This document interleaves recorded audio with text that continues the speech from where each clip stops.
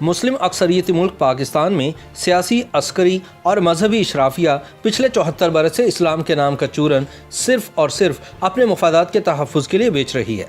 हालांकि हकीकत में ऐसा कुछ भी नहीं।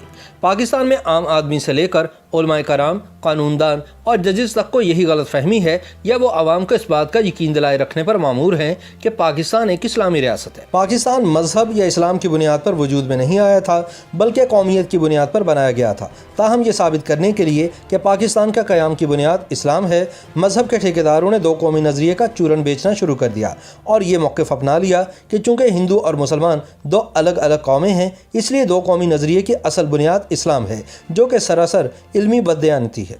लेकिन अब वो वक्त आ गया है कि इस गलत फहमी को दूर कर लिया जाए। पाकिस्तान हरगिज़ इस्लामी रियासत नहीं है और ना ही ऐसा होना कभी मुमकिन था। बस आवाम को ऐसा बताया जाता है और ये जो आवाम को ऐसा बताने वाले हैं, इनकी अपनी निजी ज़िंदगियों में दूर दूर तक किसी भी मजहबी तक़सीम या मजहबी अखलाकियात का कोई अमल दखल नहीं। अगर कभी इल्हाद का चूरन बेचकर भी इनकी बालादस्ती कायम रहती हो तो वो इसे बेचने को भी तैयार होंगे। सच तो यह है कि पाकिस्तान में किसी भी हुकूमत के लिए आवाम को सस्ती बिजली, रोज़गार, सेहत और तालीम देना बड़ा मुश्किल काम है, जबकि आवाम के मजहबी जज्बात की तस्कीन करना इंतहाई आसान है। इसीलिए हमारी हुकूमतें क़याम पाकिस्तान से लेकर अब तक आवाम को यही तस्कीन फराहम करने की आदी हैं। तरीका वारदात यही है कि लोगों को इस्लामी रियासत का चूरन बेचकर बड़े से बड़े मसाइल से तवज्जो हटाई जाए। इस्लामाबाद में मंदिर की तमीर पर तनाज़ा भी इसी हिकमत अमली का मजहर है। ये बात तो तय है कि पाकिस्तान मुसलमान अक्सरियत का हामिल मुल्क है और दस्तूरी तौर पर जमहूरिया है। ये चार कौमियतों के हामिल दस्तूरी यूनिट्स पर मुश्तमिल फेडरेशन है।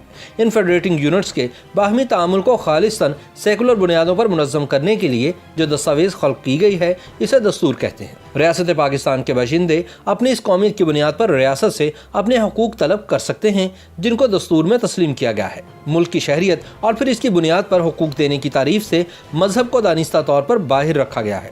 मसलन इस मुल्क का सरकारी मजहब इस्लाम है, मगर सिर्फ वही मुसलमान इस मुल्क के शहरी हैं जो इसके जोग्राफियाई अकाइयों के बाशिंदे हों। जो कुछ मजहबी रंग हमें मुमलिकत के निज़ाम में नज़र आता है, इसकी वजह सिर्फ ये है कि इस मुल्क में अक्सरियत मुसलमानों की है।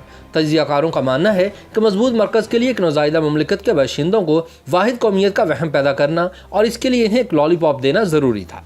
पाकिस्तान के कानून में भले लिखा हुआ है कि कुरान और सुन्नत पाकिस्तान का सुप्रीम लॉ है, मगर जो बात समझने की है वो ये कि कुरान और सुन्नत की वही तशरीह कानून है जिसे मगरबी जमहूरी असूलों पर तश्कील शुदा पार्लियामेंट बतौर कानून चुन ले या मुल्क की खालिस्तान सेकुलर अदालतें इसे कानून का दर्जा दें।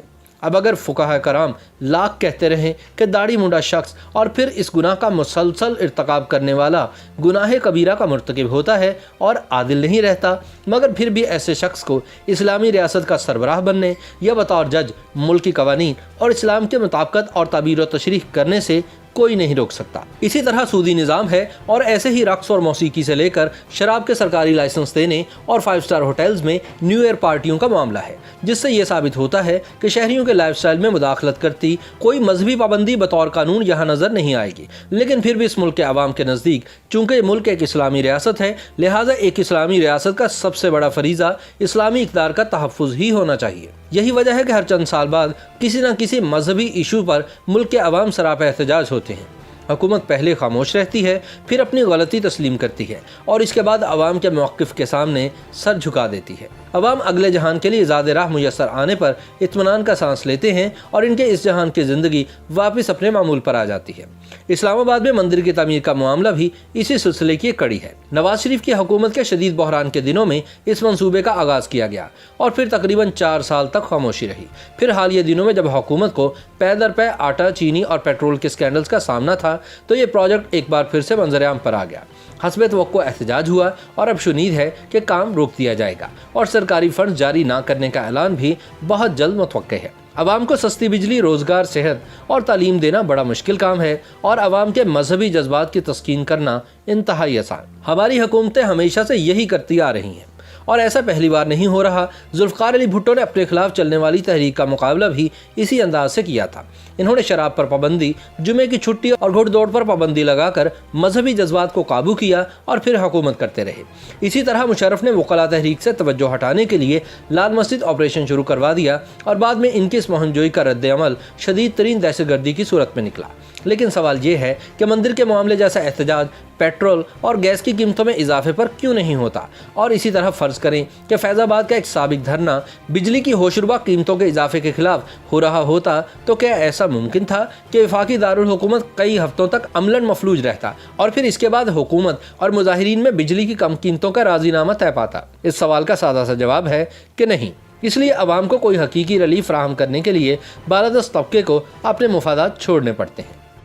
YouTube पर गूगली न्यूज देखने के लिए youtube.com की सर्च बार में गूगली न्यूज टीवी टाइप करें। गूगली न्यूज के पेज पर सुर्ख रंग के सब्सक्रिप्शन वाले बटन पर क्लिक करना ना भूलिए। YouTube पेज पर अपलोड होने वाली वीडियो से बाखबर रहने के लिए बेल आइकन पर क्लिक कीजिए। आपको हर नई वीडियो के बारे में नोटिफिकेशन मौसूल हो जाएगा।